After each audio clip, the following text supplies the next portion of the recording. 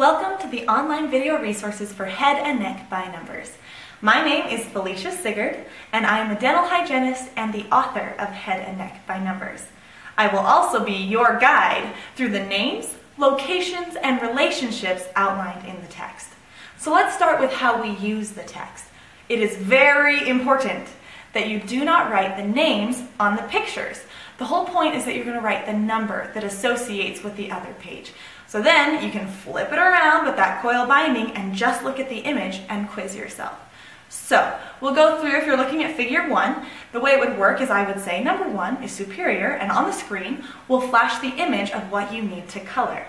Now, these videos were made to be short, so I'm not going to just stand here while you color, so feel free to pause me, color, and then start again. Now, we have to get something straight.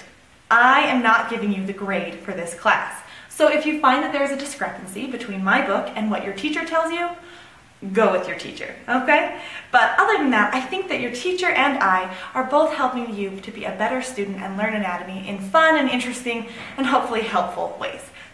Figure 23 is about the temporomandibular joint. Number 1 is the temporomandibular ligament. Number 2 is the joint capsule. You can see it twice on this figure.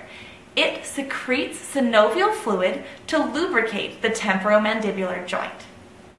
Number 3 is the stylomandibular ligament. You can also see this one twice. Number 4 is the sphenomandibular ligament. Number 5 is the superior head of the lateral pterygoid muscle. Number 6 is the articular eminence. It's the bony process on the temporal bone that keeps the condyle from moving too far forward. Now, if your patient had their jaw locked open and you couldn't get it to go back, don't just push back on it. You have to lower it underneath that articular eminence and move the head of the condyle back into the articular fossa. Number 7 is the articular fossa. It is the place where the head of the condyle usually articulates. If you ever get them confused, just remember that the articular eminence starts with an E, and the articular fossa starts with F, and E comes before F in the alphabet. Number 8 is the articular disc. This is a hard piece of cartilage that sits between the head of the condyle and the articular fossa so that it will prevent bone-to-bone contact.